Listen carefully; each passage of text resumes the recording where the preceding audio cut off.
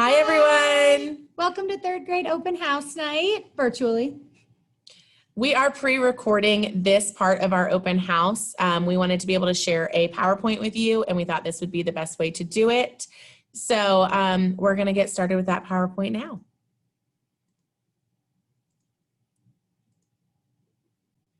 Here we go. Yay. Maybe. We will also be sending this PowerPoint out in an email tomorrow morning, so you can have all the information at the ready. All right, so welcome to third grade. We're so excited with how this year has started. We know it's been full of some challenges, but also a lot of fun. We've loved getting to know all your sweet kiddos. They are just a dream. So we're really enjoying third grade so far, and a lot more adventures and excitement to come. Thank you all for your support at home. We really do appreciate everything you guys are doing on your end. So the first thing we want to talk to you guys about tonight is our schedule. Our daily schedule does not change, and this applies to our Monday, Tuesday, Thursday, and Friday. So from 8 to 8:30 every morning, both homerooms are having morning meeting. We also watch some announcements that is put on by King Springs. And starting around 8:35, we're going to begin our first rotation. So you can see down here in this first little table that's on here, 8:35 to 9:45, it has exactly what each homeroom will be doing. You may have to just cover up one side of it if it doesn't apply to you, just to make sure you're not getting confused, but it has that broken down for you. 9:45 to 10 is a bathroom and snack break for both classes.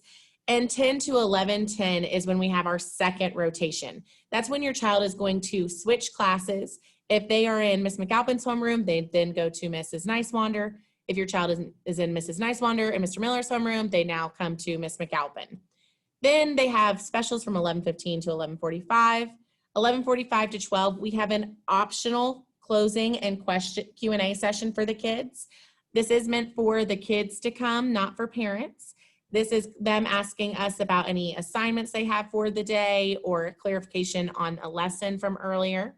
From 12 to 12:45, they have lunch. And from 12:45 to 2:30, Mrs. Nysewander and I are pulling small groups and individuals one-on-one. And if your child does not have a small group for that day, they are working on independent work. So this is all the assignments we've made for the afternoon for them. However, our Wednesday schedule is a little different. You're going to notice some changes on this schedule let me try that again. As opposed to the one we first gave you in the beginning of the year. We added a little bit more in-depth explanation as to what your child should be doing. So from 8 to 9 every Wednesday morning, your child will be taking an assessment. On this schedule, it says math ski assessment because that is what we took this morning.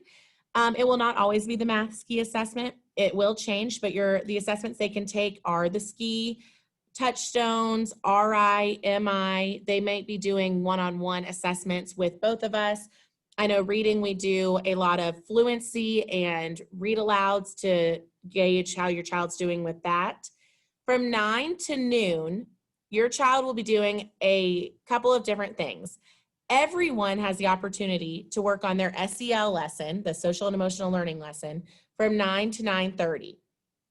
Starting at 9:30, Mrs. Nysewander and I begin our small groups. On Wednesday, the small groups are blue, purple, pink, and rainbow groups. So if your child is not in blue, purple, pink, or rainbow groups, they will be working on all of their assignments from 9:30 to noon.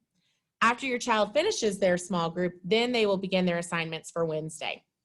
Wednesday is very much still a school day. Even though we don't have live sessions on this day, your child still has schoolwork they are expected to complete. They will have a grammar assignment every Wednesday. They will have the SEL lesson every Wednesday, and they will be held responsible to complete all of their other assignments from the week by this day. Same time for lunch, 12 to 12:45. And then 12:45 to 2:30, they will be doing that asynchronous work time again, where they will complete all their unfinished work for Monday and Tuesday, or any assignments that are left on Seesaw. This is our small group schedule.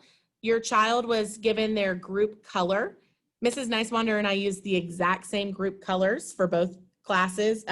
Your child's color does not change. If they're red, group with Miss Nysewander. They're also red group with me. So make sure you're checking that. The way the schedule is laid out is that it gives you the time. So on Monday where it says 12:45 to 1:25, that is when Mrs. Nysewander is meeting with red group and I am meeting with orange group. Same thing down below, 1:30 to 2:10. That is when Mrs. Nysewander meets with yellow group and when Miss McAlpine meets with green group. So just make sure you and your child look on CTLS to double check what their group color is and their time, and they will follow this schedule.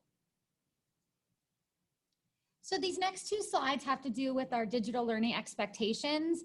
We put this in the green folder at the beginning of the year. We also go over it every morning at morning meeting. The expectations are to be present and on time. So we know there's sometimes technology glitches and issues that are out of your control, and that's totally okay, but we'll try our best to be present and on time every morning. We use respectful language and behavior. And of course, this is important when we're having class discussions, when we're responding to chats, when we're doing near pods, just making sure that that language we're typing into the computer or using is respectful and kind. Staying on topic and sticking to appropriate discussions. So making sure if the prompt has to do with your favorite color during morning meeting, that you are staying on task and answering the question that was asked and not going on, tangents. Treating others online as you wish to be treated in person. So I know it's a little bit different for us online without that sense of classroom community of being face-to-face all the time. We're really trying our best to make sure that everyone follows that golden rule of being kind, respectful, and responsive to other students. So when someone else is talking, it's important that the camera is on, that you're sitting up straight, your face is in the camera screen so we can see you, and you're making eye contact because that's showing the teacher or the student that you are paying attention and interested in what they are saying. And number 5 is really important. That has to do with being engaged, staying focused on our learning, being attentive and good listeners, and making sure that at all times you're not getting distracted by toys or things around us, and we're focused on the learning expectations with that teacher at that moment. This next page is Miss McAlpine's little Zoom expectation sheet. I still need to make mine. This is super cute. The first one is be on time, which we just talked about. Make sure you're in a quiet place. So we know it can be hard when you're in your household, and we know you guys are working and doing amazing at trying to make this experience as great as it can be for your students, setting up workspaces, trying to clear out that kitchen table. We know this is challenging, but the quieter the space, the better, just for them to be able to be focused and engaged. Come prepared, so make sure if you have headphones that they're on, the computer is charged and ready to go, your camera is on whenever possible. We do want that camera on as pretty much all the time. If something's happening and there's some background distractions or people walking around and the camera needs to be shut off for a moment of time, that's okay. But we do want the children to have their cameras on at all times so we can see them and that we can see that they're working hard and engaged in their learning. So their presentation, and we talked a lot about posture this week, making sure that we're sitting up straight, our feet are planted on the floor, the camera is facing our face, not our foreheads or our neck. That we are in view of the camera so that everybody can see each other so we can have the best version of classroom community through this digital learning. Muting ourselves, everyone is doing really great with this. We're seeing so much progress when it comes to muting yourself. We know that being muted is not ideal, but it is the only way for everyone to be able to share, listen, learn, and not have those echoing and those background noises in your ear all the time. Participation, so we do a lot of hand raising, thumbs up, thumbs down, me too, some hand signals. Students have been doing really great with raising their hand through Zoom, clapping through Zoom. So we really appreciate students who are being alert, attentive, focused, making sure that we're chatting responsibly. We have turned off the chat to only chat to the host just because it was getting a little out of hand the first few days with students chatting to each other. And we want to make sure that they are focused on what the learning targets are and what they're learning those days. If they do have a question, they are more than welcome to ask us. We try and read it as quickly as possible. I know a lot of students use it to answer questions that we ask the class or to go to the restroom, get water. We do appreciate that, and we do read it as quickly as possible and respond to them. Communication, so speak clearly, look up when you're speaking, make sure that your face is in view of the screen, so in the camera, so that we can hear you clearly and see you clearly. And always be respectful. This is so important, whether we're online or in the classroom. Respect is such a great character trait to try and practice in all aspects of our life. So now we want to talk to you guys about grading in 3rd grade. This should look pretty familiar to you, as Cobb County uses the same performance indicators, K through 3. We use our scale of 1 to 3 in grading all assignments. A 1 means that your child has limited progress or does not meet the standards. A 2 is progressing towards meeting standards. A 3 is meet standards consistently and independently. And a 3+ means that they've made the 3 and then they've gone over and beyond.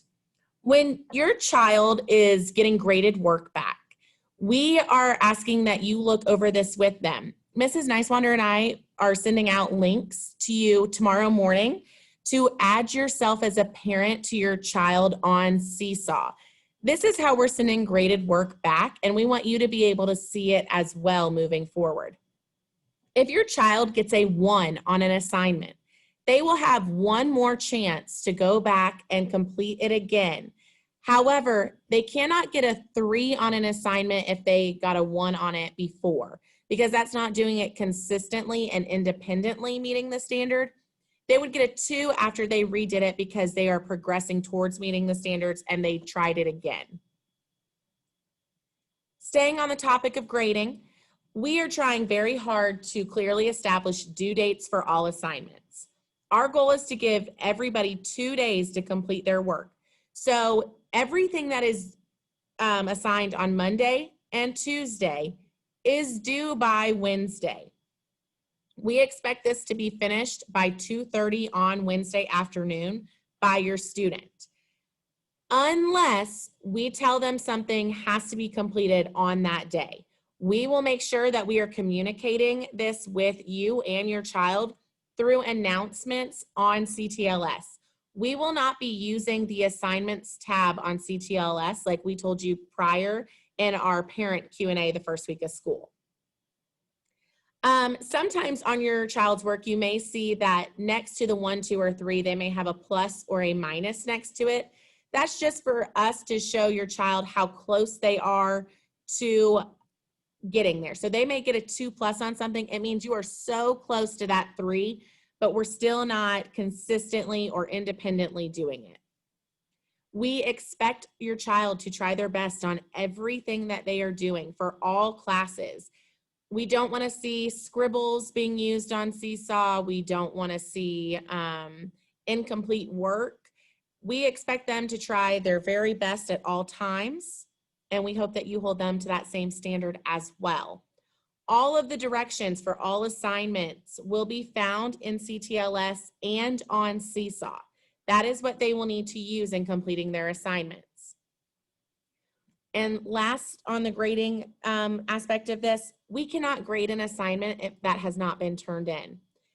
If your child has not completed their work or any assignments from their work, we will reach out to you. But please keep in mind, we have over 40 students that we are grading work for. So if we miss something and we didn't let you know that your child has a missing assignment, this is a great way to teach them independence and responsibility. Have them get on and check every day. Keep a checklist for themselves. Did you finish this assignment for reading, for math, for science, social studies, whatever the subject may be? Teach them that independence and responsibility. You will love that later on when they get older. Since we are using Seesaw for all of our assignments during virtual learning, we wanted to kind of talk to you guys about Seesaw. On the left-hand side, you're going to see that we have made folders, that picture right there. All of these folders are available on Seesaw, and Mrs. Nysewander and I are putting them in the folder as we assign them. You can see that reading and writing just looks like it has a bunch right now. That's because I like to plan ahead really far, so I'm sorry, don't be overwhelmed. That's for a couple of weeks in advance. But we will make them available to you on the day that they are to be completed. If assignments are sent back, make sure that your child is reading the feedback we are leaving on it. Because if they get a 1 on an assignment on Monday and they don't complete it again and fix it by Wednesday, the 1 stays in the grade book. Writing is the only exception to this. Final drafts of writing will not be sent back and they cannot be redone. We take about 4 weeks to complete a writing assignment, and I conference with them along the way. You'll notice that's something we do in our small group sessions for writing, and they will not be able to be redone. All grades are final for final writing assignments. Also on Seesaw, you'll be able to see their grade based on the stars. So Miss McAlpine just discovered the super cool part of Seesaw where you can actually assign the skill and grade it based on stars. So I don't know if anyone's noticed yet, but there's 1, 2, and 3 star options. 1 is red, 2 is yellow, and 3 is green. And that will show the student's grade. Sometimes we'll write in the grade next to the comment or in the comment section if they got like a 2 minus, a 2 plus, a 3 minus. But most of the time I would like you to start looking under your student's assignment and looking for the stars. So there's a little like graduation cap. You might see a little graduation cap and that might be what you have to click on to see the stars. But if they get 1 star, that means they got a 1 on their assignment and they have an opportunity to redo it as long as it's by the due date. A 2 means that they are progressing and they received a 2 on the assignment, and a 3 is showing mastery, they mastered the assignment. So go ahead and like maybe go play around, take a look at those stars and see if you can kind of get used to that as our new grading standard, just to make it a little bit more visual appealing. All right, now we're going to move on to testing. So no standardized tests will be taking place while at home. So we're not going to do the COGAT, the Iowa, the milestones, none of those we're planning to do while you are at home. Student growth measures, however, like reading and math assessments will be administered, which is what we're doing now. So the math ski, next week will be the reading ski, and then we will be doing the RI, the MI. We also will be introducing your students to something called touchstones, which are pre and post tests on CTLS. We'll also be doing fluency and DRAs. So we will be doing assessments online, but no standardized testing. Teachers are receiving training, so we're being trained on how to support the students while we're on the computer. We are learning this too. So I hope that the directions were easy to follow today. I hope everyone was able to get on. We had a pretty good turnout, so we're taking that as a good sign. We will try and give you as detailed instructions and directions along on as we can for every assignment. But if you ever do have any questions, please reach out to us and let us know. So here's a little breakdown with some visuals about our next 4 assessments. So today was a math ski, which everyone did a great job logging on and taking the math ski today. It was about 20 questions. We did give the students an hour to complete it. So it was timed in the sense that they had a time period to take it in, but it was self-paced in the sense that the students could complete each question at their own speed, at their own time. And if they finished early, they were allowed to log off and go complete other assignments. They did not have to sit there for the entire hour like you do on standardized tests. So it was self-paced in that sense. Once they're done, check their work and they may log off. The reading or ELA ski will be next Wednesday, September 9th. Same login instructions and directions. They'll just be clicking on ELA next week instead of math. The MI will be September 16th and the RI will be September 23rd. And those are Wednesdays as well. And we will actually be getting training on the RI and MI today. So as soon as we get training and we are comfortable with how to print up directions and explain it to you, we will send those out well before the students take their first MI on September 16th. So stay tuned for those directions. Here's just a little bit of classroom information to close out our PowerPoint. We use Seesaw, Flipgrid, and MobyMax as our apps of choice. We have not introduced MobyMax to the students yet. It is an online platform for them to do assignments and quizzes, review that they can submit to us. We have not given out those logins because we wanted to give the students a chance to become comfortable with CTLS, Seesaw, and Flipgrid before we introduced another platform. We will be introducing that next week. However, so please stay tuned sometime next week for login instructions, directions, and login information. We will be walking the students through it during class though as well, so hopefully they can practice with us and then go home and have an easy transition to log in with you guys. All communication will be through email and CTLS, so we only use Dojo for classroom management, so you can see your students' points throughout the week. We also posted the Dojo incentives that they can earn on their rewards on the class page, but that will be posted on Class Dojo. Everything else will be done through email and CTLS Parent. So if you don't have CTLS Parent yet, please try and sign up for that. It's a really great message board system, kind of like a text where you can message us and we get it right away and we can respond to you as quickly as possible. Always, always, always read that Sunday message. It is so important. It's like our Sunday lifeline for the week. It has the schedule, it has any updates, it has our special schedule on the weekly newsletter, reminders, important dates that are coming up, such as testing dates, or we have a virtual field trip in a few weeks. So that Sunday message, it also includes what we're learning for the week. So what that standard is that we're learning in math, reading, writing, grammar, and content. I do have to say, this is Miss McAlpine. I mentioned this to my homeroom on Monday morning, and asking if they had read this with their parents. And I was laughing, but also so impressed when I said the weekly email I sent to your parents. I think about 18 of my kids all lifted up the weekly email their parents had printed off for them at the exact same time. Aw. So they had their schedule with them the whole day, all week long. They knew exactly what specials they were going to. That is a great resource. Kudos to you parents for printing that out. I highly recommend everybody does that and have it with your child so that they can look and see where they're supposed to be, when they're supposed to be there, all of that. The agenda that we sent out on Sunday as well, the one where they could write in their small groups on the bottom, that's a great schedule to print out as well. And they can write in their group times for the week. They will be consistent from here on out unless we have a no school day or we have a meeting, something like that. But that's a great way that they can even just kind of cross off as they go through the days that they're small groups. They can even write their assignments on there. We just tried to make something to provide a little bit more organization for them. So anything you can print out to keep near their workspace to help keep them organized, I'm sure it'd be very beneficial. So the schedules we provided you, we will be following them for the remainder of digital learning. Any changes that we do make, like as you can see, the Wednesday changes we made this week due to assessments, we will communicate to you. We will send you the updated schedule as soon as we do change it. We do plan on keeping the schedule we have for small groups and our live sessions the same through the remainder of digital learning. Live classes and small groups are not optional. So we do know that things come up. We know life gets crazy and sometimes your technology is not working or you have a family emergency, something you have to deal with, and we completely understand, but we would like you to attend every live class, your student, and every small group if possible. So they have 2 small groups a week, one with me, one with Ms. McAlpine, and some students have small group times with Mr. Miller or other small groups throughout the week with other resource teachers throughout the school. So please make sure that any of these small groups are being attended if possible. You cannot make one, reach out to us and let us know. We can reschedule. We can add your student to another group or we can reschedule for a time on Wednesday or Friday. So please make sure that we are attending all our live sessions in small groups. And we want to see your students as much as possible. Yes. But we know if there's technology issues, just let us know and we can find another time to meet with your student. Students should always come to their sessions with paper, pencil, and their whiteboard. So I think math, they're getting really good at this. We use our whiteboard every day for number talks and our lessons, and a lot of students hold it up right away. So that is great. If you do not have a whiteboard yet, I do have extra. If you would like to let me know, you can come by the school and pick one up.